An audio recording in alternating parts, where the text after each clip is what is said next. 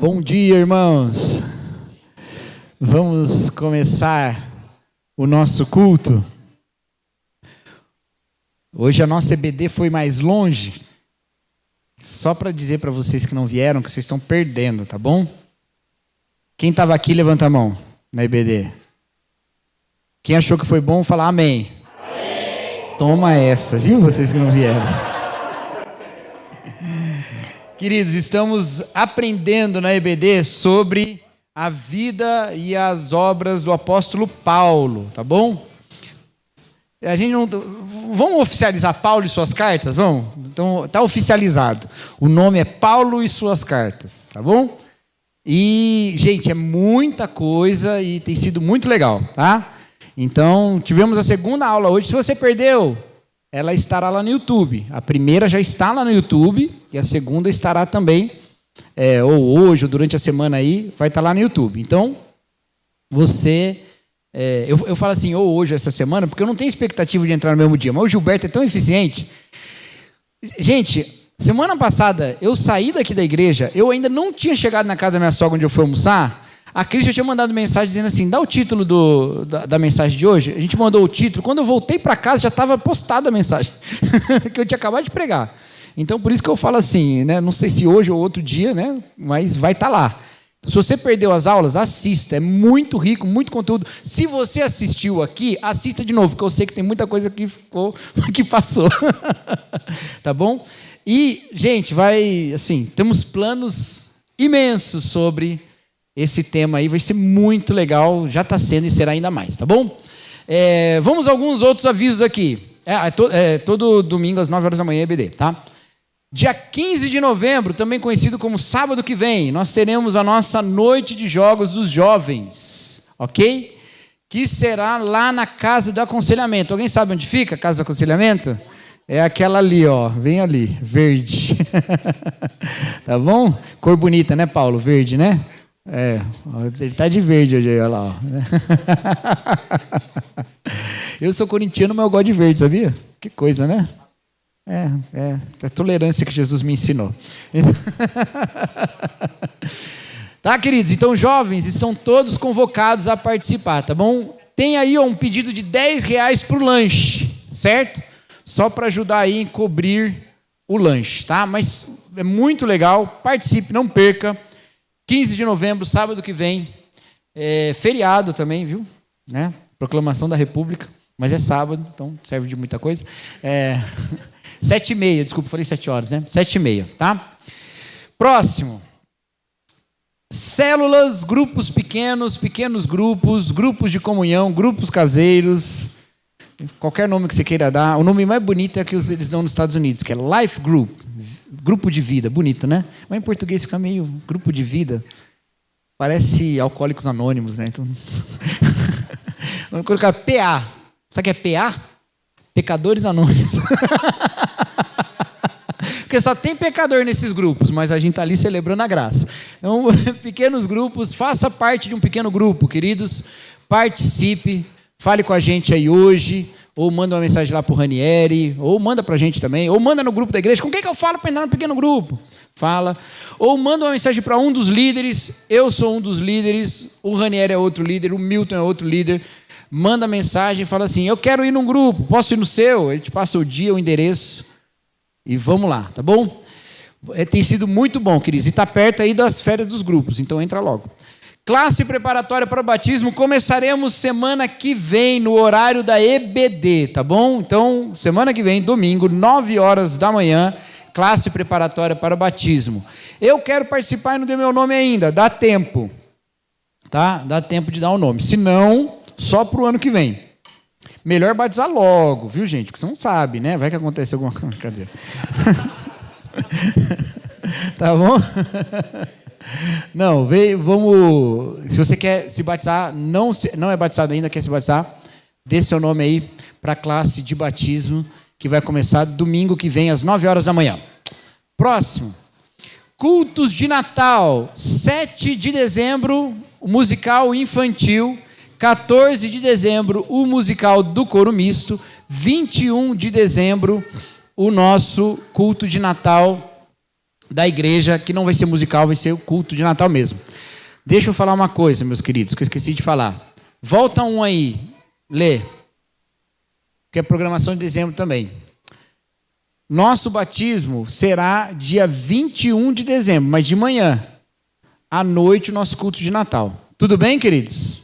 Anota aí, então, para estar presente no dia do batismo, tá? Passa agora. Eu só falei da classe, não falei do dia do batismo. Agora, musical infantil dia 7, cantata de Natal do Coro Misto 14 de dezembro, tudo à noite isso.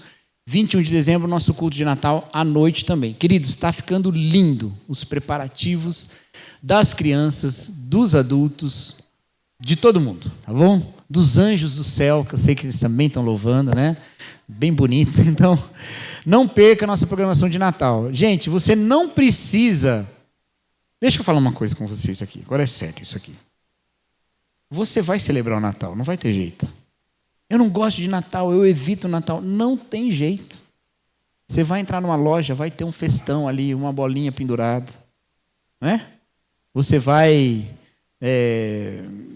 receber uma mensagem de Natal no WhatsApp, uma figurinha animada. Não vai ter jeito. Você vai comemorar o Natal, você vai estar vivendo o Natal. Você não tem escolha de celebrar o Natal ou não. A única escolha que você tem é inserir o sentido real do Natal no Natal que você já vai celebrar ou não. Está entendendo? Porque às vezes fica aqui esses crentes falando, eu não celebro o Natal. Você celebra, todo mundo celebra, não tem jeito. Ou você põe um sentido cristão nele, ou você vai celebrar só o sentido comercial dele. Entendeu? Faça desse Natal um Natal diferente. Viva o Natal pelo sentido do Natal. E como que você vai fazer isso? Primeira coisa é celebrando com seus irmãos. Amém? Muito bem. Eu senti um amém meio fraquinho aí, mas tá bom. Eu já pedi muito amém de vocês hoje. Outra coisa de dezembro que não está aí. Ih, peraí, que deu um ruim aqui. Não vai poder ser aquela data, tá? Acabei de me lembrar. E você vai saber por quê agora. Em dezembro, a nossa ceia não será à noite, como a gente costuma fazer. Por quê? Porque tem muita programação à noite e não vai ter tempo para fazer a ceia. Nossa ceia será de manhã no dia 7 de dezembro. Tá? Então, culto de ceia, entendeu? Culto de ceia, 7 de dezembro, já falei com você. 7 de dezembro de manhã. Certo? Vocês estão anotando isso? É muita coisa, né? A Raíssa tá mesmo. Olha que legal. Olha lá. Né? Ela tá... Que legal, gente. Nossa, muito dedicada. Gostei. Isso aí. Ela vai mandar lá no WhatsApp da igreja. 7 de dezembro, de manhã, ceia do Senhor. Isso é bom, porque alguns irmãos só conseguem vir de manhã. E a gente nunca faz ceia de manhã. A gente vai fazer em dezembro, tá? 7 de dezembro de manhã. Não é ceia de Natal, é ceia do Senhor, tá bom? 7 de dezembro de manhã, tá? Então, é isso, beleza? Aquela outra data lá a gente vê. Hoje à noite eu aviso, tá? Eu esqueci disso, viu, Carlão? Tem problema? Não tem, né? Então a gente vê, tá? Mais alguma coisa? Não, acabou, né? Amém. Fala. Tá bom. Tá, você vai para noite. À noite a gente avisa a data do bazar. Chega. Vamos orar, meus irmãos. Vamos nos concentrar na presença de Deus aqui, depois dessa agitação toda. É o que eu costumo dizer, Deus sempre está presente conosco. Mas quando estamos reunidos como família, há uma forma especial da presença de Deus. Senhor nosso Deus, nós queremos nos concentrar agora na realidade da presença do Senhor. Passamos os dias muitas vezes ignorando essa presença. Mas aqui reunidos, ó Pai, nós estamos focados naquilo que nos dá sentido, que é o Senhor mesmo e a aliança que o Senhor estabeleceu conosco. Que o Senhor receba toda a adoração essa manhã e que nos fale também na sua palavra. Essa é a nossa oração em nome de Jesus Cristo. Amém.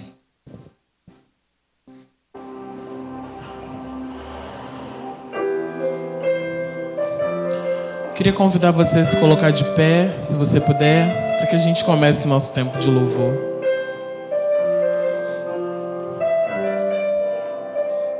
Te amo, Deus,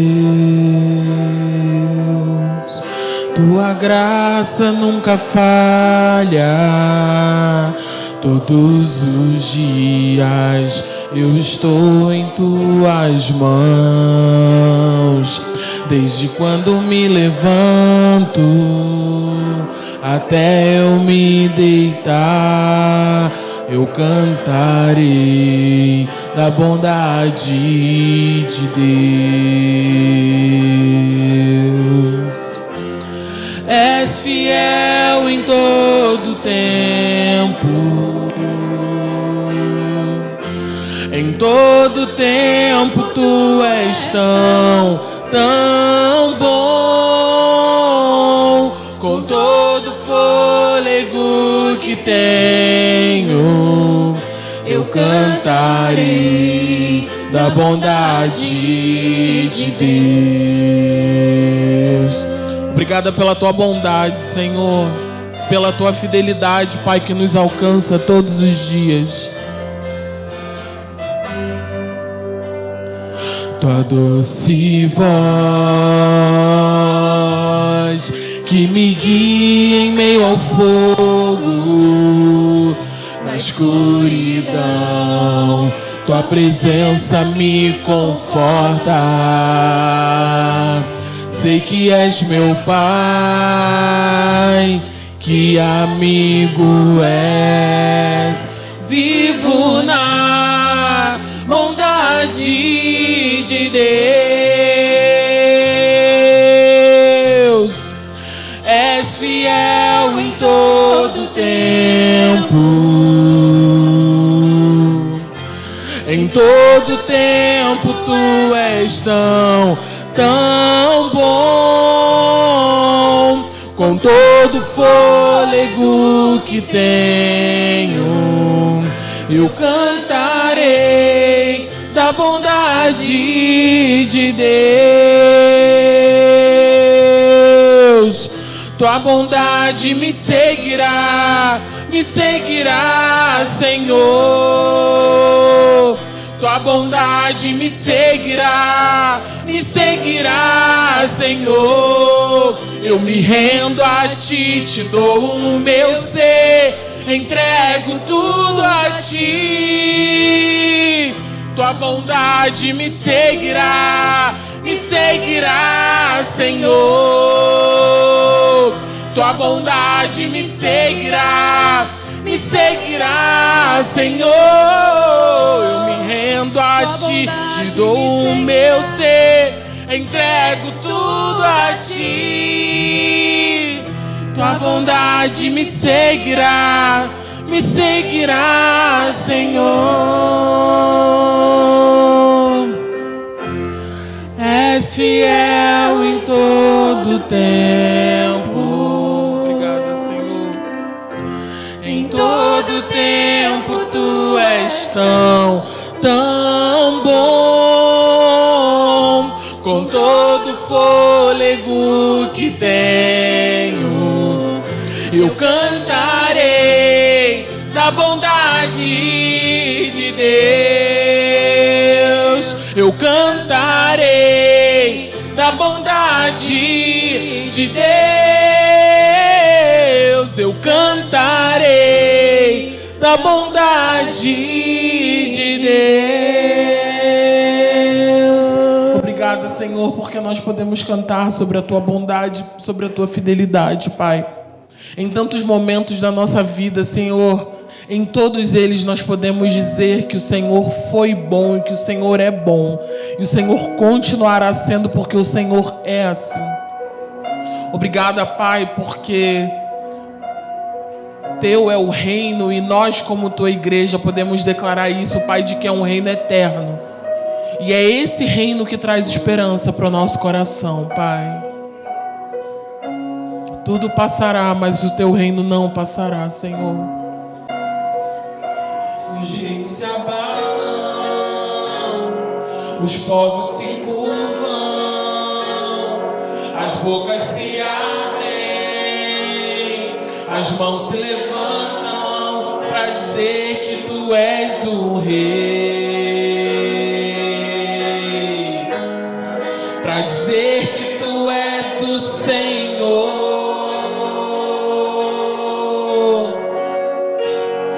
Os reinos se abalam, os povos se curvam, as bocas se abrem, As mãos se levantam para dizer que tu és o rei, para dizer que tu és o Senhor. Teu reino é sempre eterno, firmado em misericórdia, justiça e igualdade, bondade e fidelidade. A tua igreja te adora, a tua igreja te adora.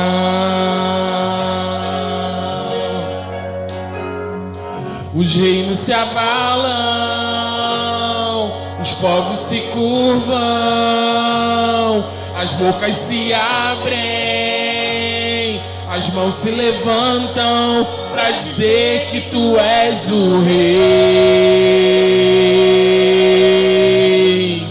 para dizer que tu és o Senhor.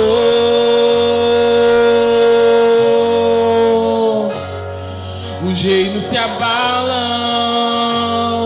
os povos se curvam, as bocas se abrem, as mãos se levantam para dizer que tu és o rei,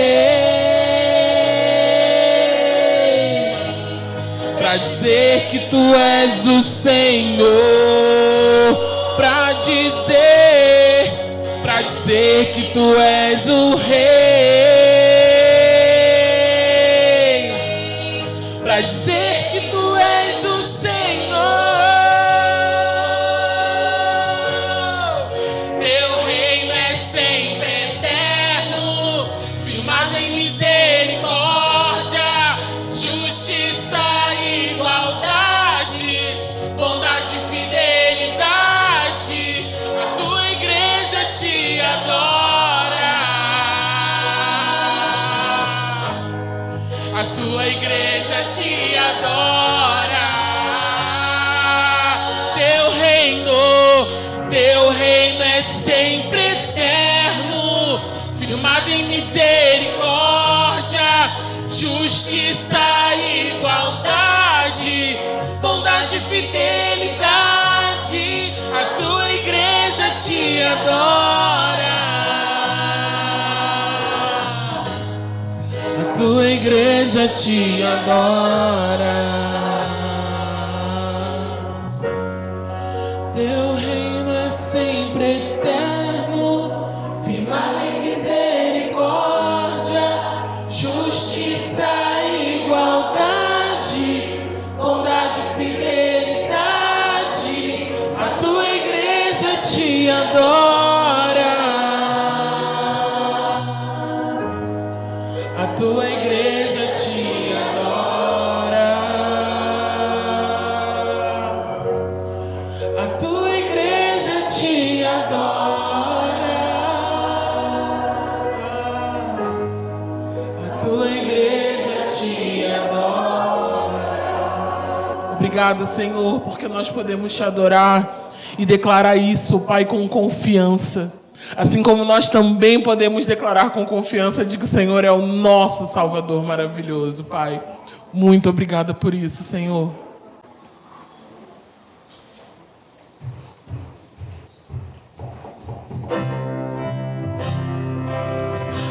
Obrigado, Senhor, pela salvação e pelo teu amor e pela tua graça, Pai. Salvador maravilhoso, Deus que tomou meu lugar, Cordeiro entregue ao Calvário, morto pra nos salvar, oh, morto pra nos salvar. Consolador, conselheiro, Deus que me vem abraçar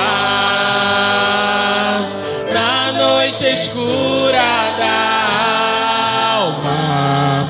Tu vens comigo andar, oh, tu vens queres comigo andar. Por isso nós te adoramos, por isso vamos louvar, pois dessa graça que sara, só tu nos podes dar. Oh, só tu nos podes dar.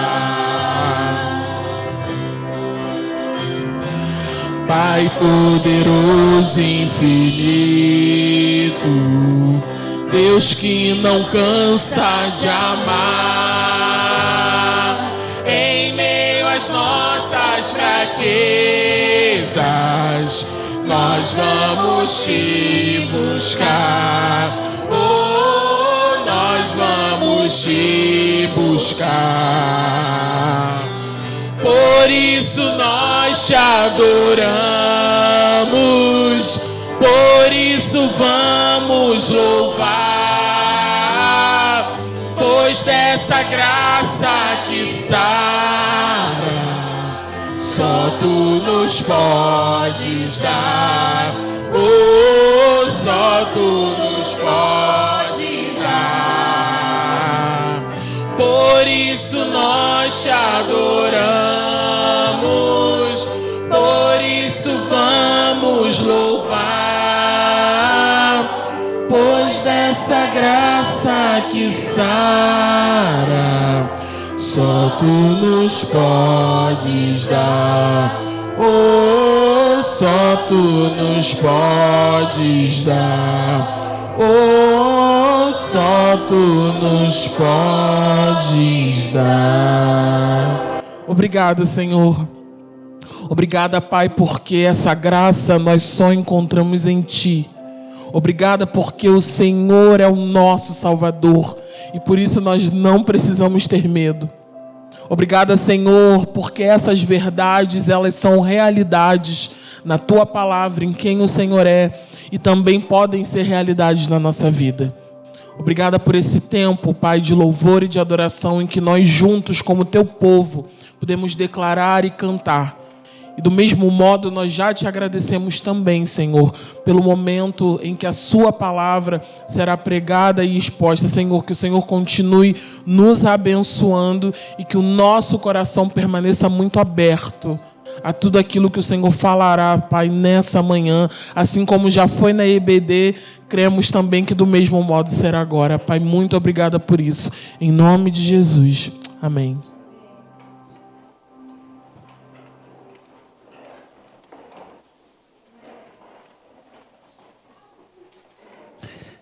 As crianças vão acompanhar a Nath aqui pela frente, ó.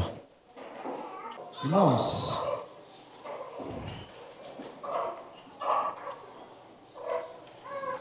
eu gostaria de enfatizar com os irmãos a importância e a necessidade de nós nos apegarmos à palavra de Deus. Nos apegarmos às Escrituras, nos apegarmos àquilo que Deus nos ensina.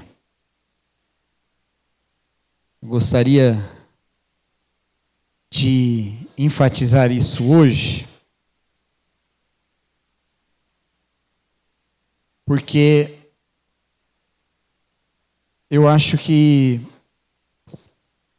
há uma ênfase na Escritura de que nós cresçamos na compreensão da palavra para, com isso, desenvolver a nossa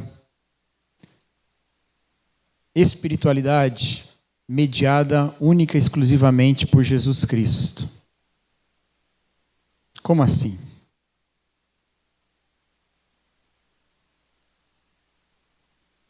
É quase como se durante toda a Escritura Deus estivesse entregando ao seu povo a sua palavra escrita para, com isso, minimizar a carnalidade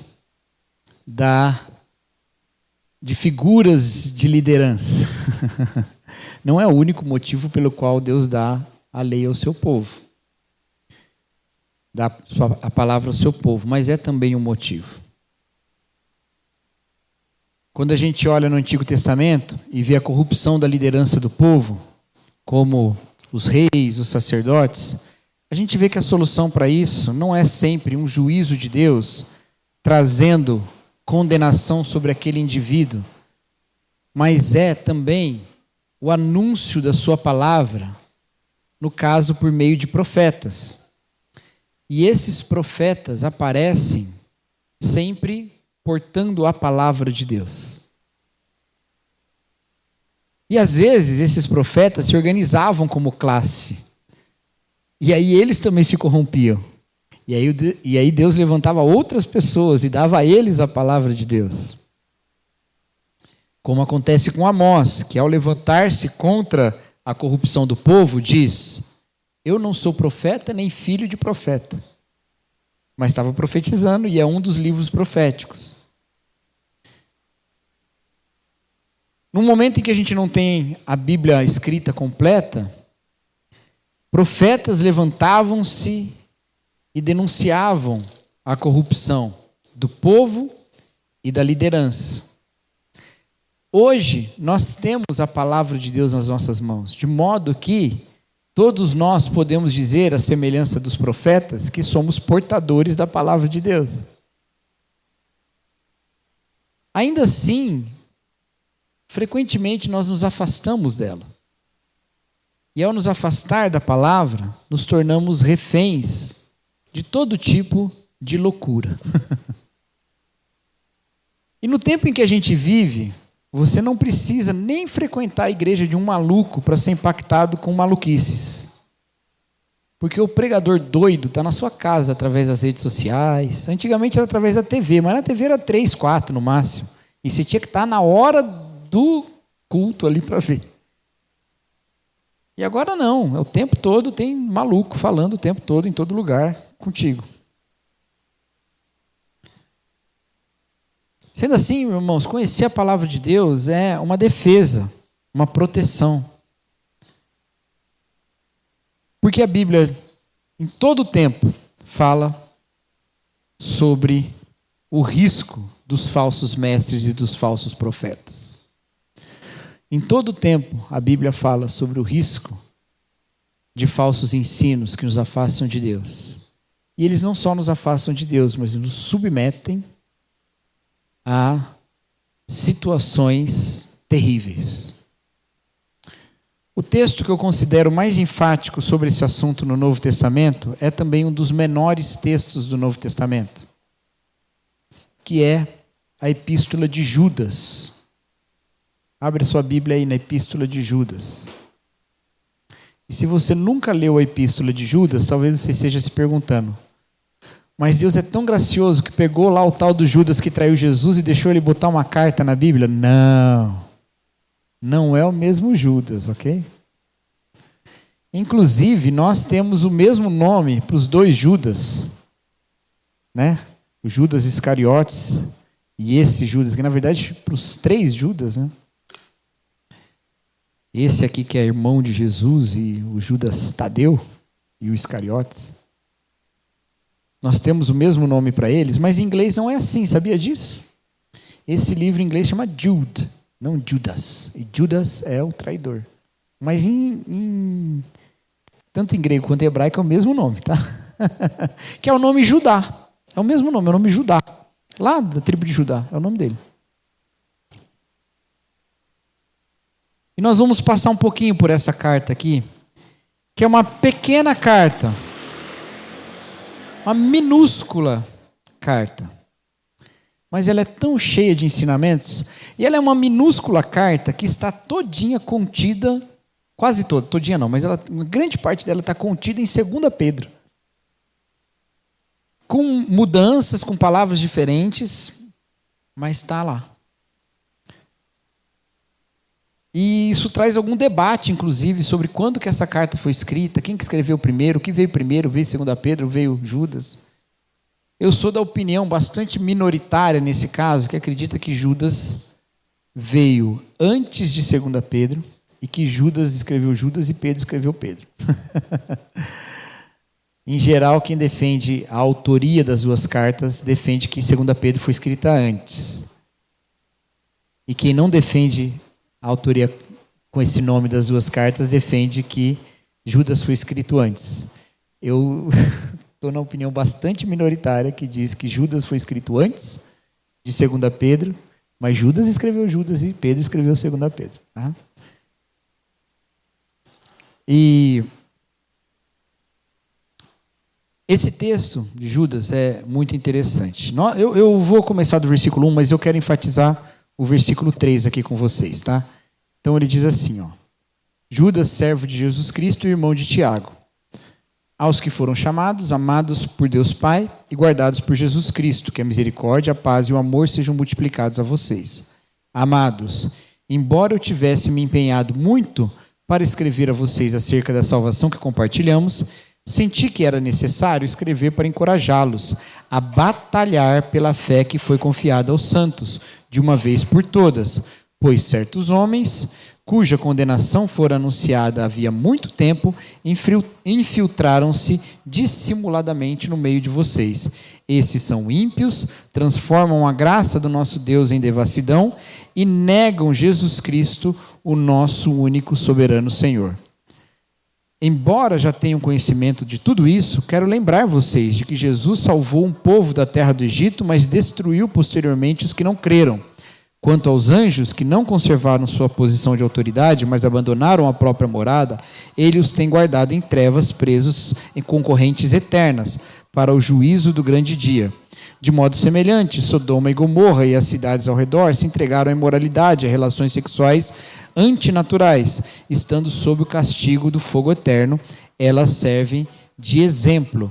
Da mesma forma, levadas por seus devaneios, essas pessoas contaminam o próprio corpo, rejeitam as autoridades, gloriam-se e difamam os seres celestiais. No entanto, o arcanjo Miguel, quando disputava com o diabo, argumentando sobre o corpo de Moisés, não ousou julgar, acusando-o de caluniador, mas disse: o Senhor o repreenda. Esses tais, ao contrário, difamam o que não entendem, mas é exatamente nas coisas que entendem por instinto que se corrompem como animais irracionais. Ai deles, pois seguiram o caminho de Caim e, buscando lucro, caíram no erro de Balaão e foram destruídos na rebelião de Corá. Estes homens são rocha submersa nas festas de fraternidade que vocês fazem.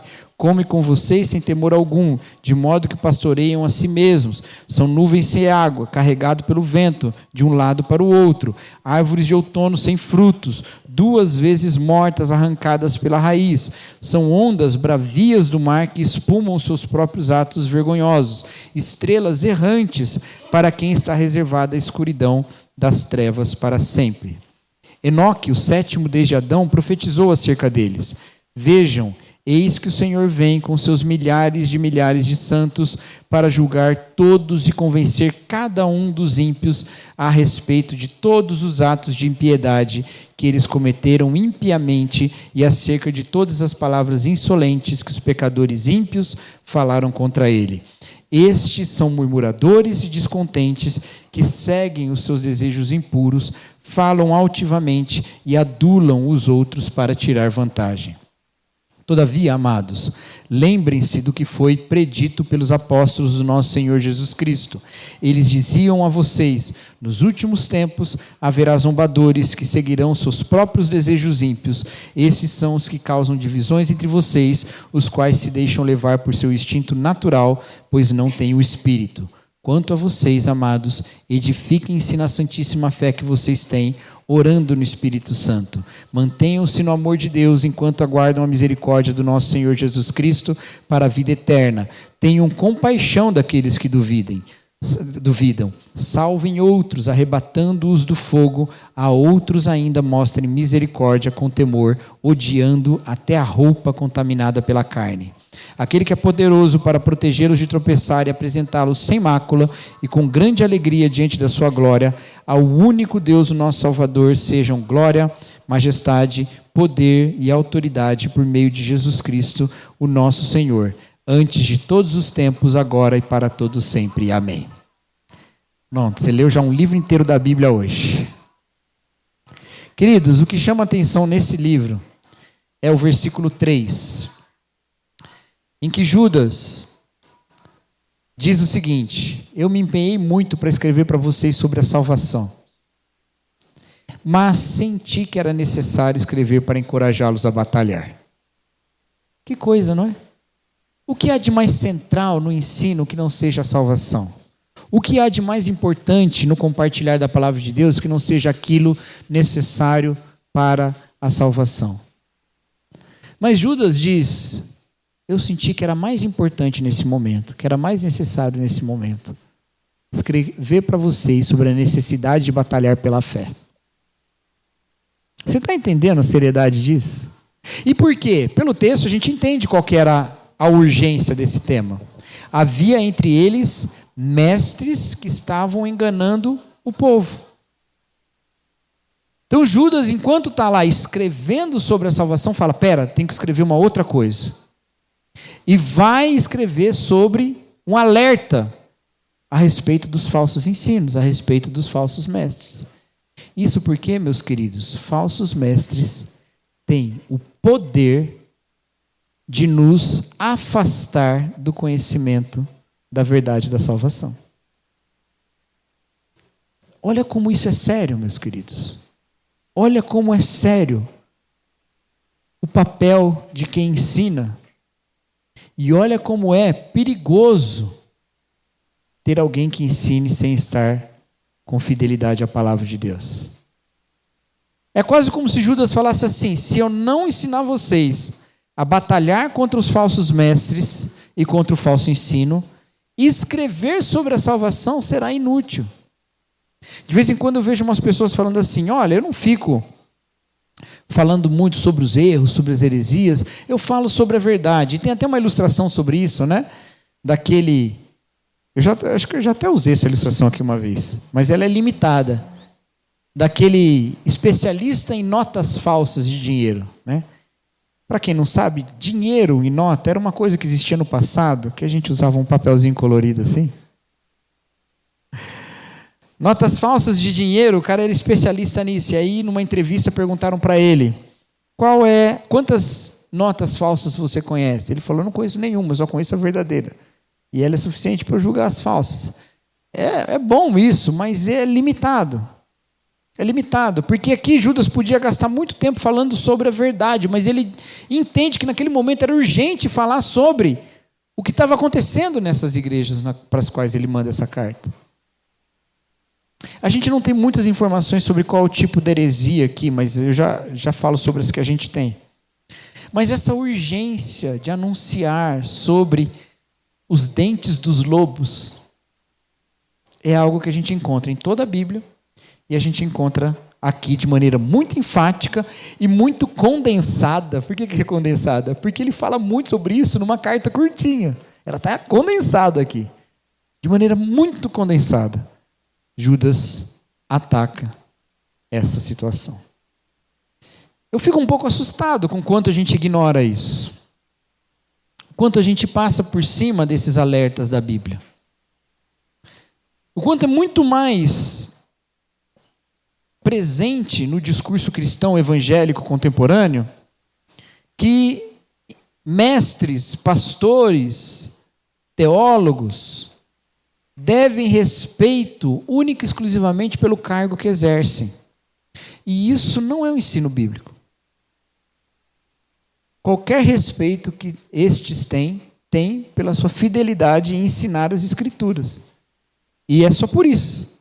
E não porque o seu cargo lhe dá algum tipo de honra intrínseca. Não dá. Se a gente não busca conhecer a palavra de Deus e se esforça em batalhar pela verdade do Evangelho, nós corremos o risco não só da nossa corrupção pessoal, mas da corrupção do próprio testemunho de Cristo no mundo. Precisamos nos dedicar em conhecer e defender a fé. Não porque odiamos o outro, mas porque amamos a palavra de Deus e amamos o Deus da palavra. Estes homens, eles eram notados pelo seu ensino ruim, mas principalmente porque esse ensino ruim se expressava em práticas ruins. Você já percebeu? Que a maior parte das palavras que Judas lança contra esses falsos mestres não tem a ver com o que eles falam, mas com o que eles fazem. É aquela ideia que a palavra de Deus nos fala, que nós conhecemos conhecemos a árvore pelos frutos. Há frutos aqui desse tipo de ensino. E qual é esse ensino?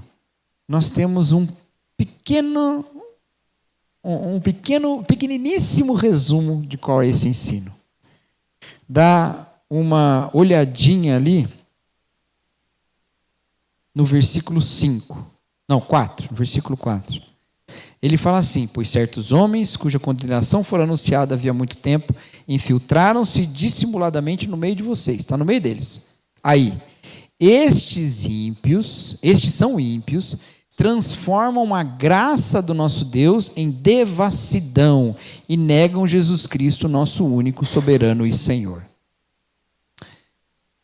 Em geral, os falsos mestres denunciados no Novo Testamento, eles são daquele grupo que nós chamamos de judaizantes. O que diziam os judaizantes? Os judaizantes diziam assim: se você quer fazer parte da fé em Jesus, se você quer fazer parte do povo de Deus, você precisa, mesmo sendo gentil, se transformar em um judeu.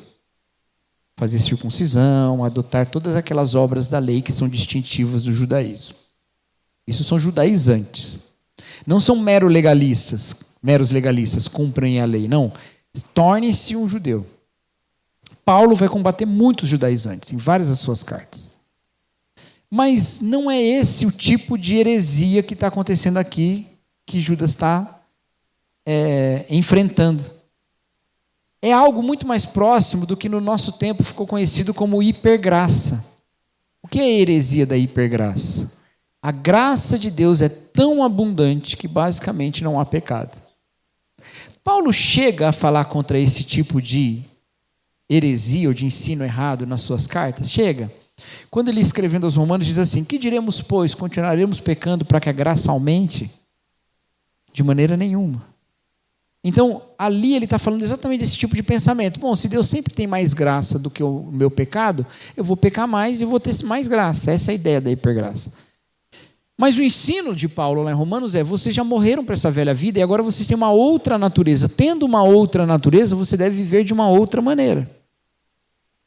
Judas não chega a fazer toda essa elaboração teológica. Ele só fala assim: estes transformam a graça de Jesus Cristo em libertinagem, ou como está escrito aqui no meu texto, devassidão. Porque Jesus é gracioso e perdoador, eu posso fazer tudo. Eu posso viver como eu quiser. Entendeu? É esse o problema desse ensino. E eles, se tem uma coisa que a gente não pode dizer, é que eles não viviam dessa maneira, porque pela descrição da forma como eles viviam basicamente também cumprindo esse tipo de doutrina. Porque eles se entregavam às suas paixões. Tanto que os exemplos que Judas vai dar aqui são exemplos que envolvem pecados, que são pecados que tocam aspectos da libertinagem moral do tempo. Pecados sexuais, por exemplo. Ele traz Sodoma e Gomorra para falar disso. Ele fala dos anjos que abandonaram os seus postos. Ainda que o texto em Gênesis não seja muito claro sobre o que significa filhos de Deus e filhos dos homens, né? Fala lá em Gênesis capítulo 6, filhos de Deus tiveram filhos com as filhas dos homens. Alguns acham que são anjos tendo filhos com mulheres ou coisas do tipo. Ainda que não esteja muito claro em Gênesis e há debate sobre isso, Judas parece que tem essa interpretação. E por que parece que Judas tem essa interpretação? Porque Judas está usando aqui uma fonte muito típica do judaísmo do primeiro século, que é o livro de Enoque, 1 Enoque. E no livro de 1 Enoque, essa história desses anjos que tomam forma humana, que se envolvem com as mulheres, é uma interpretação de Gênesis que o livro de Enoque faz. Então, o Judas, que cita Enoque mais à frente, algumas vezes, está usando esses exemplos que parecem bem conhecidos dos seus destinatários para falar, olha, Deus não é assim não. Deus leva a sério uma série de coisas. Inclusive aqui os aspectos da vida moral. Uma outra questão que ele traz é da devassidão do ponto de vista da gula. Gula, meus irmãos, é um pecado que a gente não entende. A gente não entende a gula, né? E é necessário que eu tenho boas notícias para vocês, tá? Eu tenho boas notícias. Não fiquem tão preocupados com o que eu vou falar, que vocês já estão pensando no almoço, né? Mas eu tenho boas notícias. Basicamente, a relação que as pessoas do mundo antigo tinham com a comida, ela é bem diferente da relação que a gente tem com a comida. Tá? É bem diferente. Por um lado, porque a gente tem abundância de comida.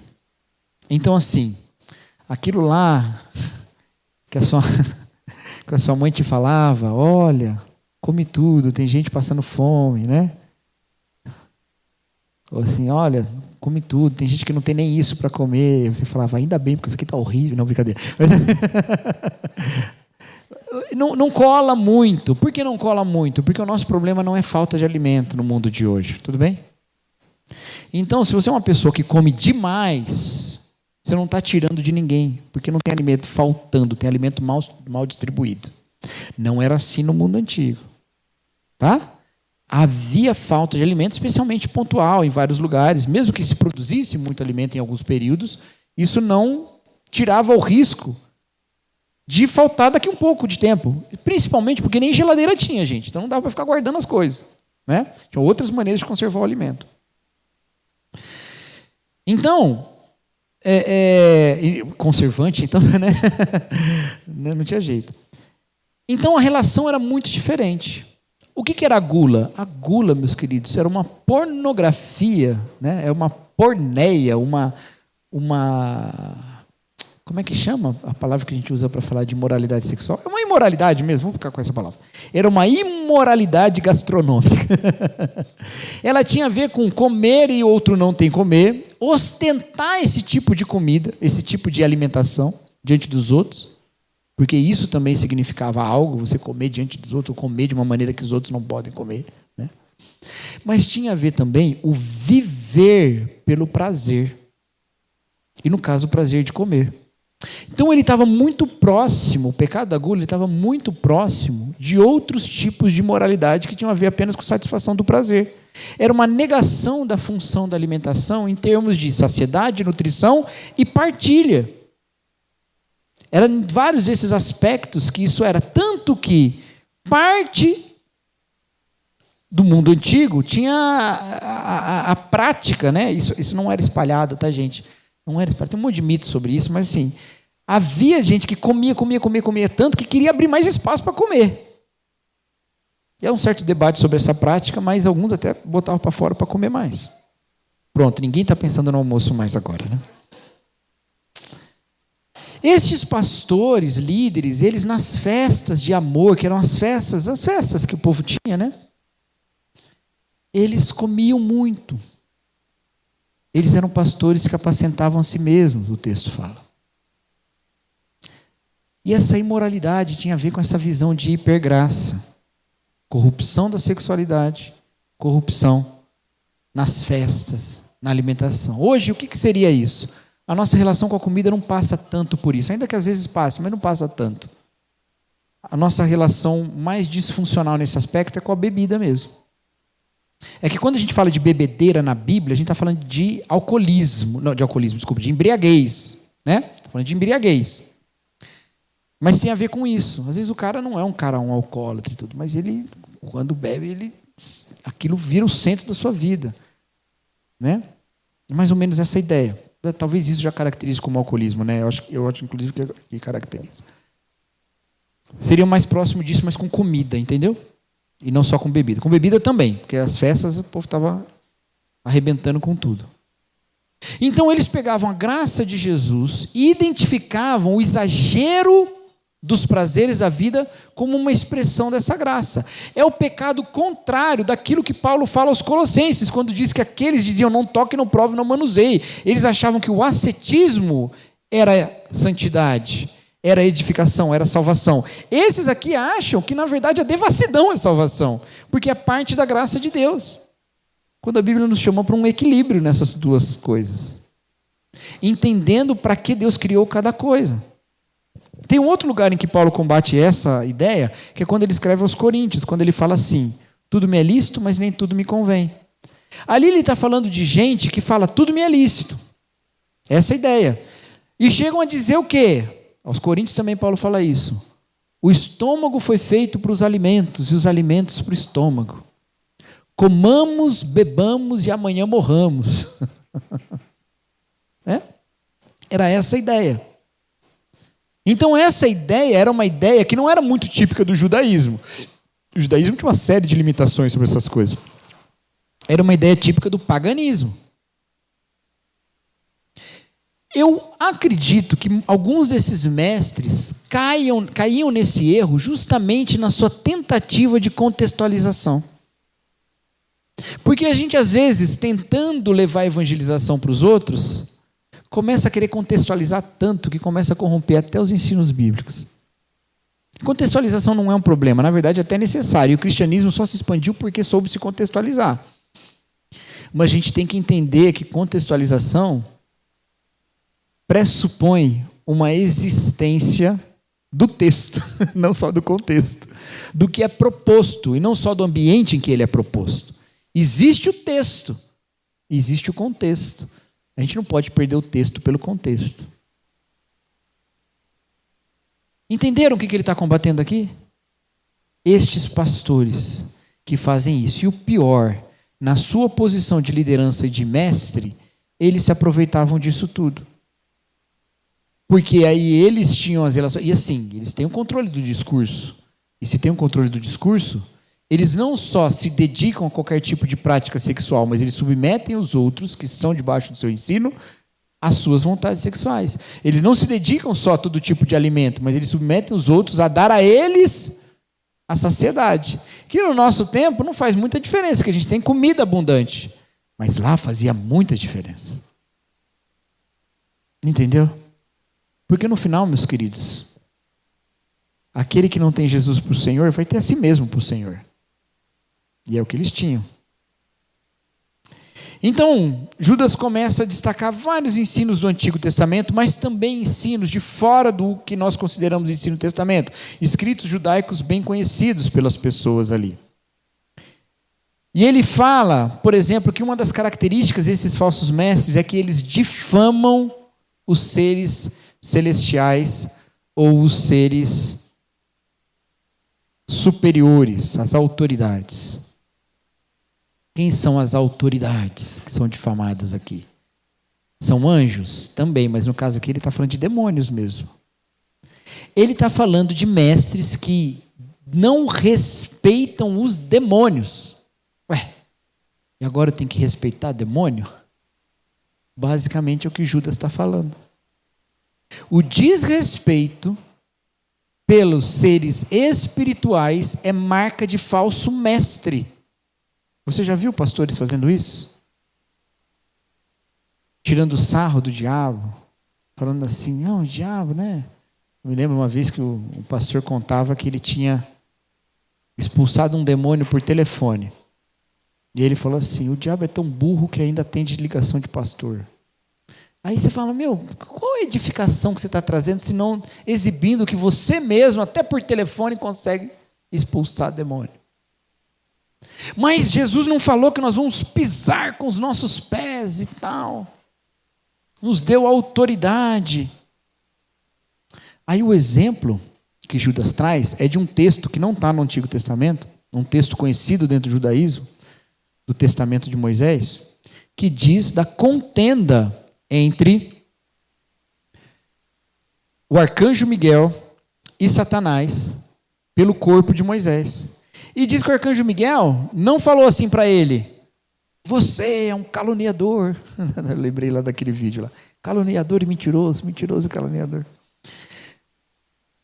Mas ele diz, o Senhor te repreenda.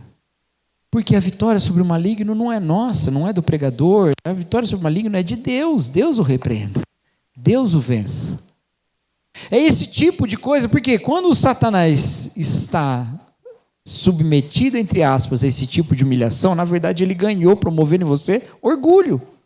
A marca de um mestre que não respeita as autoridades celestiais e os seres espirituais é de um mestre orgulhoso. Orgulhoso. Olha que doideira isso aqui, Judas está destacando isso. E o que a gente mais vê, gente, é pregador se utilizando dessas imagens de seres espirituais para trazer para si mesmo a honra, o poder, a glória. E fazem isso humilhando, entre aspas, os demônios, quando na verdade eles não estão humilhando os demônios que estão vencendo, produzindo nele orgulho e engano no povo. Eu acho que por trás disso está a espetacularização do exorcismo também, viu, meus irmãos? Não é só falas que são falas humilhantes. É transformar a vitória sobre, eu estou usando muitas aspas aqui, né? A vitória sobre o demônio como um espetáculo. Tem ensinamento para a gente fazer isso. Mas é marca de falsos mestres muito presente no nosso meio. Judas está dizendo que isso é marca de falso mestre. E aí ele diz, como são estes? Eles são rochas submersas, eles são nuvens sem água, eles são árvores sem frutos que morrem 2 vezes. Eles são como estrelas errantes, como ondas bravias do mar que espumam. Eu já vi pregação que pega cada trechinho desse e fala uma característica do pastor, mas não é isso que Judas está fazendo aqui. Ele está indo lá no texto de Enoque de novo, em que Enoque faz um discurso muito bonito, Enoque não, né? O autor do livro de Enoque, faz um discurso muito bonito dizendo assim, olha só a natureza, olha como as árvores dão fruto na estação certa, mas no período em que elas não dão frutos, elas morrem e ficam mortas. Exceto, se eu não me engano, são 14 tipos de árvore que ele fala lá que não morrem, que dão um fruto o ano inteiro. 14 ou 12, não me lembro. Ele fala, mas olha, elas ficam mortas esse período todo, período do inverno, e depois elas vivem de novo. Aí ele diz, olha só como as estrelas guardam o seu lugar no céu. Olha só como quando as nuvens aparecem, chove. Enoque está dizendo, olha como toda a natureza segue a lei de Deus e vocês não querem seguir. Está lá no livro de Enoque. Tem ele em português na internet, vocês podem ler. Pelo menos essa parte, é bem no comecinho. Não precisa ler o livro todo, não. Essa parte. Aí, Judas, de maneira muito bonita, ele pega e fala, mas esses são nuvens sem água. Esses são árvores que não morrem só o período em que as árvores morrem, eles são 2 vezes mortas, sem fruto. Esses são como as ondas que espumam, porque ele diz que o mar também vai até um ponto e volta. O livro de Enoque fala, né? E Judas está falando, eles são espumantes, não serve, não faz nada, só espuma. Eles são rochas submersas. Ele está usando as referências. Inclusive ele fala, são estrelas errantes, que em grego é planetes. Porque os gregos perceberam que os planetas pareciam estrelas para ele, né? Mas eles mudavam de posição, né? Porque tem órbita, né? As estrelas estão no lugar. Eles são estrelas errantes.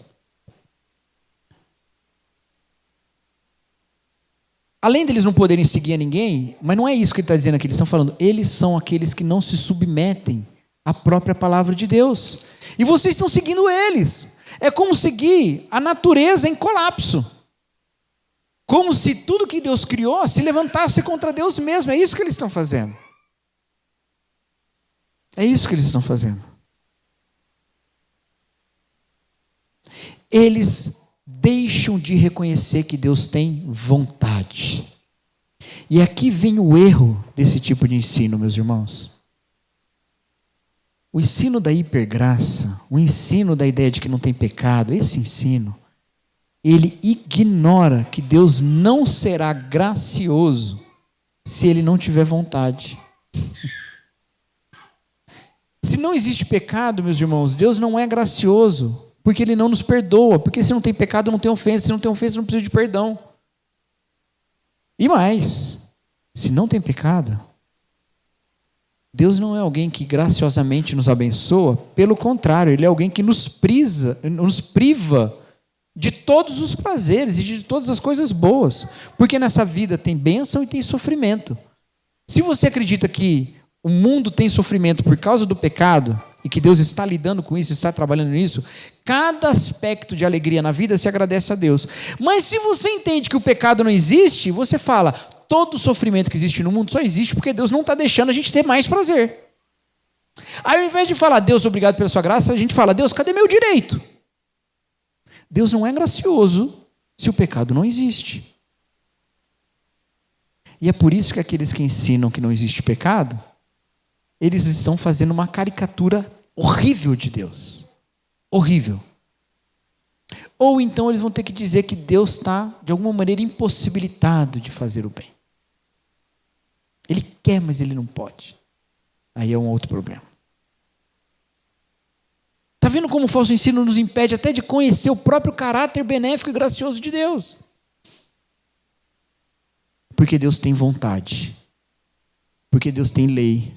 Porque Deus tem moral, tem ética, mas Ele tem uma coisa que nós somos incapazes de produzir a não ser nele. Ele tem perdão, Ele tem graça, Ele tem misericórdia. Nós não somos chamados, queridos, para viver tudo que a gente já vivia e aí incluir mais bênçãos de Deus. A gente é chamado para reconhecer que Deus é tudo o que a gente quer. E tentar compensar com qualquer outra coisa não adianta. Então a gente vai a Ele e reconhece nele a graça. Vale a pena, meus queridos, entender dessa maneira. Vale a pena caminhar nesse caminho. Porque se a gente não for por esse caminho, nós estamos sendo alvo de lobo. Não dura muito tempo o caminho do hedonismo, aquele que centraliza o prazer apenas. Não dura muito tempo. Mas o que Deus vai fazer então? Judas continua. Ele fala de Enoque. E aqui ele cita Enoque nominalmente, ainda que ele tenha feito 2 referências antes ao livro de Enoque. E ele fala assim, o Senhor vem com seus milhares e milhares de santos. A interpretação direta desse texto, se você ler esse texto, você está pensando o quê? A vinda de Cristo. Com o quê? Com um exército. Exército do quê? De anjos. Certo? O exército de anjos está vindo com a glória de Deus, para fazer justiça. Mas ele não usa a palavra anjo. Ele usa a palavra santo. Não é curioso isso? Os anjos são santos? São. Mas não é essa a questão aqui. Ele poderia ter usado anjo, porque ele usou outras vezes no texto. Ele não tem problema nenhum de usar anjo. E Enoque também não tem problema de usar anjo. Mas aqui, meus queridos, é a ideia de Deus vingando a sua própria igreja. Ele vem acompanhado dos seus santos. Não é que os santos de Deus salvos vão vir com espada na mão, passar espada em todo mundo, não é essa a ideia. É a ideia de que quando a igreja é perseguida, enganada, prejudicada, é Deus mesmo que está sendo atacado. E quando Deus vem fazer justiça, é a justiça dos santos. Assim como lá em Apocalipse, quem está diante do trono de Deus pedindo justiça são os santos que morreram perseguidos. Assim como quando Paulo estava lá no caminho de Damasco, Jesus Cristo aparece para ele e não fala assim, Saulo, Saulo, por que persegue os meus? Saulo, Saulo, por que persegue a minha igreja? Não, Saulo, Saulo, porque me persegues. Judas está dizendo, não vá pelo caminho de prejudicar as ovelhinhas de Jesus. Não vá pelo caminho de lesar a igreja de Cristo, de enganar, de submeter a sua própria vontade, porque Deus está preparando vingança contra eles. E isso está ficando muito sério sobre falsos mestres. Aqueles que enganam o povo, aqueles que submetem o povo às suas vontades, às suas ideias e não à palavra de Deus. Porque agora ele está comprando briga com Deus mesmo. É sério isso. É sério. Judas está falando, cuidado, queridos, não entra por esse caminho. Não vai por esse caminho. Porque este caminho dará no final de Deus vindo contra estes. Então o que nós faremos? A partir do versículo 17 ele fala: lembrem-se do que foi predito pelos apóstolos do nosso Senhor Jesus Cristo. Eles diziam a vocês, nos últimos dias haverá zombadores que seguirão seus próprios desejos ímpios. Esses são os que causam divisões entre vocês, os quais se deixam levar por seu instinto natural, pois não têm o Espírito. Agora, quanto a vocês, amados, edifiquem-se na santíssima fé que vocês têm, orando no Espírito Santo. Mantenham-se no amor de Deus enquanto aguardam a misericórdia do nosso Senhor Jesus Cristo para a vida eterna. Queridos, olha só o que Judas está falando. Você está na expectativa da vinda de Cristo? Você está na expectativa da vinda da esperança? Então lembre-se, nos últimos dias vão surgir falsos mestres. Todo o Novo Testamento fala isso. Pode perceber. Paulo fala, não é? A Timóteo, olha, vai surgir gente falando e as pessoas vão buscar aqueles que falam segundo sua própria vontade, sentindo coceira nos ouvidos, não vão suportar a palavra de Deus. Eles vão atrás daqueles que falam segundo suas próprias vontades. Então o que você faz se você não quer correr esse risco? Você se edifica na fé que você recebeu. Onde está a fé que você recebeu? Palavra de Deus. Edifique-se na fé que você recebeu. Orando no Espírito Santo. Irmãos, eu acredito muito que Deus não abandona a igreja que genuinamente quer conhecer a sua palavra e pede que o ensine. Deus não abandona. Às vezes, e isso é uma coisa que eu já encontrei algumas vezes no ministério e também dando aulas e até na internet. Às vezes você fala uma coisa que é uma coisa que a pessoa não conhecia antes. Aí ela fica meio assustada, meio triste, meio abatida, meio preocupada e às vezes entra até numa angústia. Numa angústia. Meu Deus, eu vivi a vida inteira sem saber isso e agora? Eu vivi enganado, meu Deus, e agora? Algumas pessoas chegam até a se afastar do ensino porque estão aprendendo tantas coisas novas que aquilo começa a abalar a ela mesma. Não porque ela não está convencida do que ela está aprendendo, até ela está, mas justamente porque isso faz com que ela, meu Deus, eu começo a odiar, e eu fico pensando, se isso que eu estou aprendendo agora também não é incompleto em relação ao que eu vou aprender no futuro, eu começo a ficar insegura. Calma. Busca a palavra de Deus orando no Espírito. Quem quer te ensinar é Deus mesmo. Não precisa ficar com medo. A cada ensino novo, glorifica a Deus. A cada aprendizado novo, glorifica a Deus. E busca de coração sincero, orando no Espírito. Senhor, me ensine. Me faça aprender, me faça ser mais fiel. Que é o Senhor que está te protegendo, que está te caminhando, que está te ensinando. Entendeu?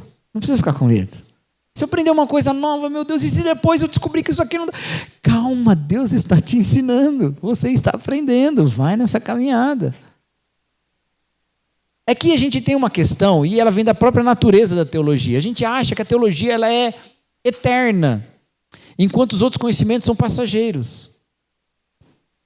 Mas é uma série de aspectos novos da vida que Deus vai acomodando a sua revelação e demonstrando na reflexão doutrinária da igreja como aquilo se manifesta naquele tempo. A palavra de Deus é eterna, a teologia não. Caminhar nesse conhecimento é um caminhar com Deus, é um conhecer mais de Deus. Edifique-se na palavra orando no Espírito e mantenha-se no amor de Deus. Uma das características desses falsos mestres é que eles causam divisão. E queridos, causar divisão é uma estratégia muito boa para a gente conseguir apoiadores. Você transforma alguém num grande risco e um grupo num grupo muito problemático e aí você atrai para você mesmo o resto. Entendeu? E aí você se torna, de repente, o grande profeta daquele tipo de pensamento. Se você não tem a prática de conferir na Escritura se aquilo está certo, a divisão vem e vai se formando guetos que são dominados por gurus. a solução para isso é se manter no amor de Deus. Mantenha-se no amor de Deus. Falsos mestres costumam pôr certas questões sobre a vida em amor. Busca a palavra de Deus, o que a palavra de Deus fala sobre amar e sobre estar no amor de Deus. E aí ele fala, mas como é que a gente lida com as pessoas que já estão enganadas? Versículo 22. Tenham compaixão daqueles que duvidam. Salvem outros arrebatando-os do fogo. Então olha só, são 3 grupos aqui, tá? São os que duvidam, os que são arrebatados do fogo e os que a gente demonstra misericórdia. 3 grupos. O primeiro grupo é os que duvidam. Eles não foram ainda enganados. Eles duvidam, eles estão em dúvida. O que você faz? Você mostra compaixão. Esse seria o grupo mais fácil de lidar. E é onde a gente já começa a errar. Porque a gente entende que dúvida já é queda. Se alguém está duvidando, ele já está com problema. Ih, sério que você está dando ouvido para essas ideias? A gente não dá ouvido. As pessoas é que falam e chegam no nosso ouvido. E isso traz às vezes dúvida. Sem compaixão, queridos, sem criar na igreja um ambiente que é um ambiente saudável para dúvidas sinceras, a gente já está errando aqui no começo. A gente já está perdendo. Já está jogando para o fogo uma galera que nem está no fogo ainda. Agora, há outros que já estão lá no fogo. E você tem que arrancar eles de lá. Você tem que entrar, agarrar o cara e tirar de dentro do fogo. Arrebata do fogo. A ideia é essa mesmo, é arrancar do fogo. Mas tem um terceiro grupo, que é aquele que foi e já está lá. E meio que não dá para, ele não se deixa tirar, não. Pelo contrário, ele resiste, ele ficou lá no fogo. O que a gente faz com ele? Bota mais fogo? Joga um álcool lá para ele queimar mais rápido? Não, olha o que ele fala. A outros ainda mostrem misericórdia. Por quê, queridos? Eles são vítimas, eles são enganados. A gente mostra misericórdia para eles. Um dia eles tiveram dúvida, depois entraram no fogo e agora eles estão enganados. O que você tem por eles? Misericórdia. Misericórdia. E aqui tem um erro muito grande que a gente comete. Nesse nosso afã da apologética, a gente sai atacando o enganado como se fosse enganador. A gente sai desrespeitando a sinceridade do enganado sincero, como se fosse ele o responsável por criar a heresia. Herege não é heresiarca. Heresiarca é o cara que cria a heresia. O herege é o que às vezes foi tomado por ela. Demonstre compaixão, mas essa compaixão é com temor. Que temor? Você tem compaixão, mas você odeia até a roupa contaminada pela carne. O que ele está falando? Você ama a pessoa e você sabe que ela é mais do que aquilo que ela está acreditando e vivendo. Agora, de todo o resto, você deixa bem claro que você não coaduna. Que você que você sabe que aquilo não é a palavra de Deus. É isso, é a melhor expressão. E essa é uma distinção muito interessante que a palavra de Deus traz entre pessoa e roupa. Porque roupa tem uma ligação muito forte com a identidade, né? Roupa tem uma ligação muito forte com a identidade. Mas a roupa não é a identidade. Sabe aquele negócio do Thor e o Homem de Ferro? É o Thor, né? Que o Thor chega para o Homem de Ferro e fala assim: eu, sem essa roupa, sou um Deus. Você, sem a sua roupa, é o quê, né? Lembra dessa cena do filme lá da... É o Thor e o Homem de Ferro mesmo, né? Tá certo isso? Quem? É o Capitão América. Obrigado, Felipe. O Capitão América, né? Eu, sem essa roupa, eu continuo sendo o super soldado. Você, sem essa roupa, é o quê? Aí o milionário, playboy, filantropo, ele começa a falar tudo que ele é, né? Tem essa questão que a Bíblia traz, a distinção entre o ser e a roupa, entre a pessoa e a roupa. Tanto que Paulo vai falar de obras, que são obras da carne, que são como roupa, dispa-se do velho homem e se revista do novo homem. Roupa. A gente falou sobre isso semana passada, né? A roupa da morte, a roupa da ressurreição. A roupa não é o que eu sou, mas ela tem ligação com quem eu sou. A gente olha para aqueles enganados e fala, você não é isso, porque Deus não te fez para isso, Deus não te chamou para isso, você está vivendo um engano, você está vestindo uma roupa de mentira, eu odeio essa roupa, mas eu amo você. Eu amo você. O ensino, a doutrina que você está pregando, dizendo que é a palavra de Deus, não é verdade, é mentira. Mas eu amo você. É difícil fazer isso às vezes. É difícil demonstrar isso. E vou dizer uma coisa, meus queridos. Começa pelo amor e não pelo ódio à roupa. Porque a pessoa vem a você vestida com tudo que ela tem. E você a ama na vestimenta que ela tem. Certo? Você a ama na vestimenta que ela tem. Mas, num determinado momento ela vai dizer, como é que você pode me amar se eu visto uma roupa tão diferente da sua? E aí está a oportunidade de você fazer distinção entre as coisas. Você não começa dizendo assim, eu amo você, mas eu odeio a sua fé. Não faz sentido. Eu amo você.